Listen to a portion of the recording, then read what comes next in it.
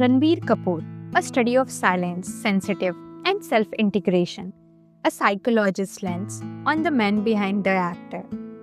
Some people don't speak much, but when they do, they reveal a world you didn't expect. Ranbir Kapoor is one of them. He doesn't shout his emotions, he absorbs them.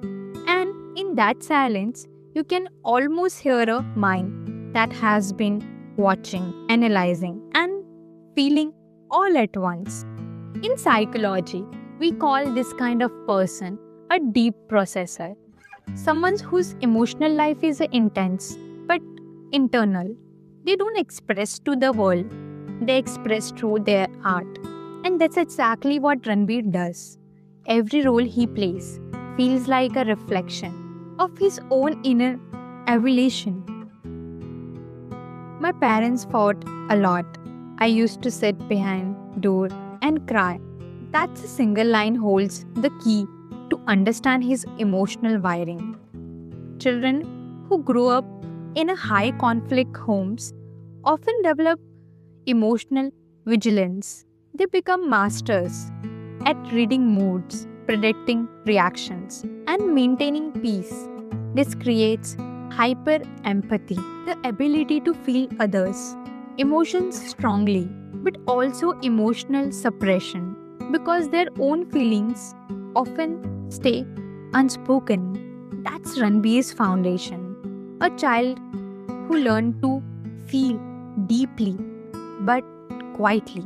This forms what psychologists call a dismissive avoidant attachment pattern, where love feels both safe and scary. You crave closeness, yet when it comes too near, you retreat. He learned early that control was safer than chaos. That's why, even as an adult, his calmness isn't indifference, it's a learned emotional regulation, a survival mechanism that turn into personality.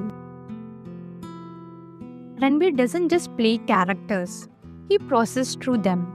This is what therapy calls projective identification, using art or role play to express what the conscious mind can't verbalize.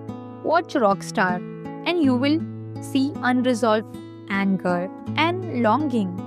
Barfi shows freedom without fear of judgment. Tamasha is almost like a case study, identity diffusion, the struggle between social roles and authentic self. Sanju becomes about guilt, reparenting, and redemption. Every role mirrors a psychological stage of growth. He is not just performing, he is integrating parts of himself that were once scattered. That's why his eyes communicate more than his lines. His micro expressions, the half smile, the long gaze, carry emotional accuracy. Sometimes psychologists call effective attunement. It means the actor is not pretending to feel, he is actually accessing the emotional from memory or empathy. This is what makes his performance emotionally contagious. The audience doesn't just watch, they feel with him. In his 20s, Ranbir became the symbol of love and heartbreak, both on screen and off. He was judged for a cheating, detachment, emotional paradox. But let's see that through psychology, not gossip. When someone grows up around unstable emotional patterns, they often develop insecure attachment. They oscillate between craving intimacy and fear. It's not a manipulation, it's the nervous system trying to protect itself. Ranbir once admitted, "Yes, I have cheated. I was immature. I have learned from it." That's an emotional accountability, a rare step in a self-awareness. Over the years, we have seen his emotional regulation mature, from impulsive relationships to emotionally stable partnership, from reaction-driven to reflection-driven.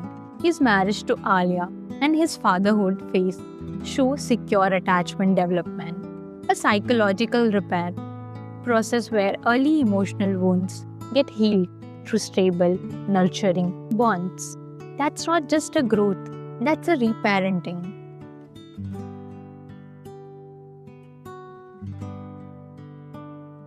The psychological impact of the fame can distort self concept.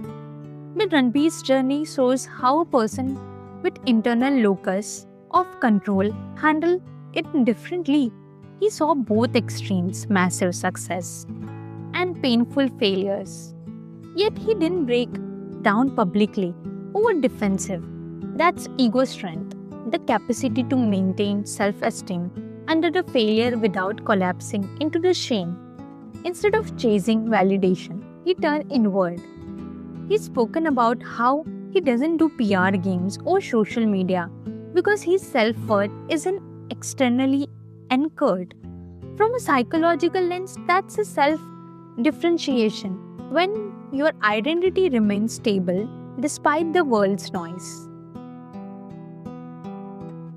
If we map Ranbir's personality through the Big Five model, openness to experience, extremely high, creative, intuitive, experimental, modern, discipline in a craft but not rigid in a control, low, socially selective, not withdrawn but private, high empathetic, cooperative, avoids conflict, medium to high, emotionally reactive, bent and calm surface. Psychologically, he fits in INFP, ISFP, temperament, the creative idealist type. These personalities live more in the inner world than outer world. They create meaning, not just moments. With time, Ranbir has moved from emotional suppression to emotional integration. Earlier, he managed emotions. Now he seems to understand them. That's the essence of self-awareness therapy.